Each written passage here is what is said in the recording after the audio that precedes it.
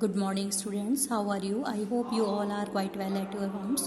Students, this is your science book, and today we will start the first chapter of science, carbon and its compound. Students, we have already discussed few topics of this chapter in class, but again we will start it from beginning.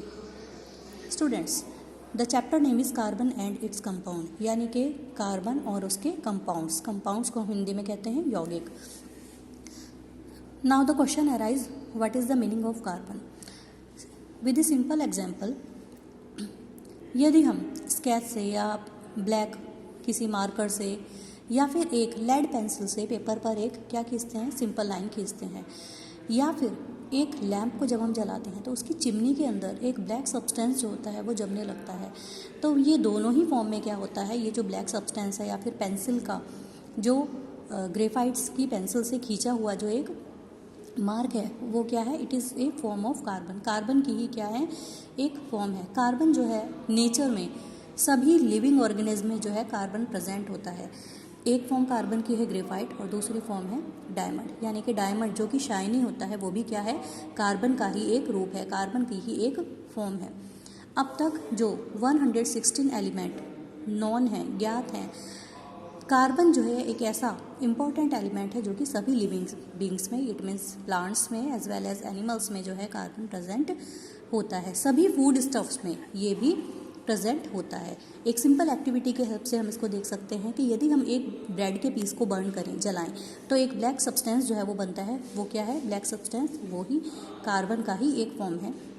यदि हम एक dead insect को, इसको भी यदि हम burn करें, जलाएं, तो इसकी बॉडी की जो ऐश बनती है, राख बनती है, वो भी क्या है, ए फॉर्म ऑफ कार्बन. तो इस तरह से बर्निंग के बाद जो सब्सटेंस बचता है तो वो ब्लैक सब्सटेंस क्या है स्टूडेंट्स, कार्बन ही है.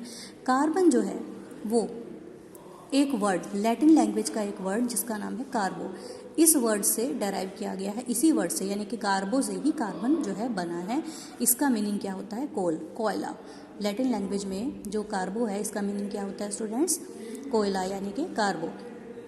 हम अपनी डेली लाइफ में देखते हैं सभी जगह जो है वो कार्बन प्रेजेंट होता है. पेपर में, पेंसिल में, रबड़ में, ऑयल में, सोप में, क्लोथ्स में और सभी फ्यूल्स में कार्बन प्रेजेंट होता है. कार्बन और कार्बन के जो कंपाउंड्स होते हैं वो फ्री और कंबाइंड दोनों ही स्टेट्स में प्रेजेंट होते हैं. कार्बन जो है वो अलग अलग चीज़ों के साथ मिलकर या अलग अलग सब्सटेंस के साथ रिएक्ट करके क्या बनाता है, डिफरेंट कंपाउंड्स बनाता है. Suppose carbon combines with oxygen and calcium, और क्या बनता है, कैल्शियम कार्बोनेट बनता है. यानी कि यदि कार्बन जो है किससे कंबाइन करता है, ऑक्सीजन और कैल्शियम से कंबाइन होता है तो क्या बनता है, कैल्शियम कार्बोनेट बनता है. इसी तरह से स्टूडेंट्स नेचर में कैल्शियम कार्बोनेट जो है वो किस रूप में पाया जाता है, लाइमस्टोन के, चॉक के और मार्बल की फॉर्म में पाया जाता है. कार्बन जो है यदि हाइड्रोजन से कंपाउंड होता है अलग अलग रेशो में तो क्या बनता है, हाइड्रोकार्बन्स बनते हैं. हाइड्रोकार्बन्स में भी कार्बन प्रेजेंट होता है और इन नेचर में, नेचुरल गैस में, एलपीजी में, पेट्रोल में, डीजल में, केरोसिन में, पैराफिन यानी कि मोम में और तारकोल, इन सभी में क्या पाया जाता है, कार्बन प्रेजेंट होता है.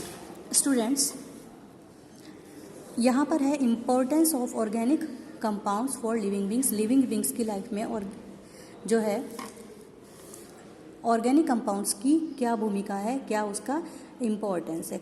यहाँ की हम सभी जानते हैं कि कार्बोहाइड्रेट, फैट और प्रोटीन और विटामिन, ये सभी क्या होते हैं, इंपॉर्टेंट फूड स्टफ्स होते हैं. कार्बोहाइड्रेट जो है वो एनर्जी प्रोवाइडिंग होता है, फैट, प्रोटीन, ये सभी क्या होते हैं, इंपॉर्टेंट फूड स्टफ्स होते हैं जो कि हमारे फूड में प्रेजेंट होते हैं. और इन सभी में क्या पाया जाता है, कार्बन जो है वो पाया जाता है. तो इनडायरेक्ट वे में हम कह सकते हैं कि कार्बन ही हमारी लाइफ के लिए सबसे ज़्यादा इम्पोर्टेंट कंपाउंड है.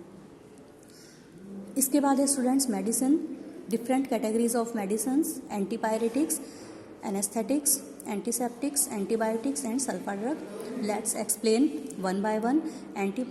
एंटीपायरेटिक्स, सबसे पहले इनकी एक्सप्लेनेशन से पहले आपको ये भी बताना चाहिए कि medicines, what is medicines, any substance which is used to prevent, diagnose और क्योर एनी डिजीज़, यानी कि कोई भी ऐसा सब्सटेंस जो किसी बीमारी के रोकथाम के लिए या उसके उपचार के लिए यूज़ किया जाता है उसको हम क्या कहते हैं बच्चों, मेडिसिन कहते हैं. तो मेडिसिन की ये क्या है, डिफरेंट कैटेगरीज हैं.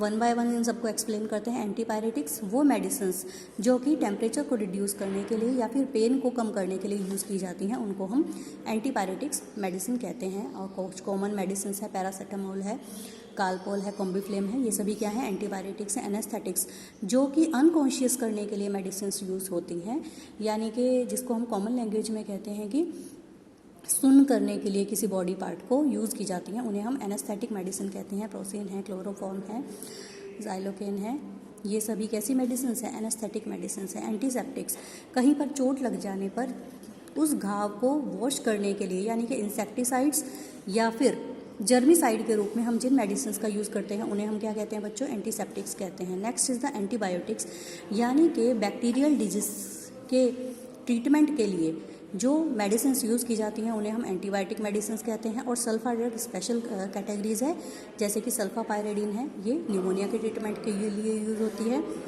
सल्फाडाइजीन है, सल्फाग्वानिडीन है, ये डिसेंट्री के ट्रीटमेंट के लिए यूज़ होती है। तो ये थी डिफरेंट टाइप्स की medicine students. In next class we will discuss about the forms of carbon. Till then stay home, stay safe. आपको जो भी वर्क दिया जा रहा है उसको आप अपनी नोटबुक में करेंगे। Thanks to all of you.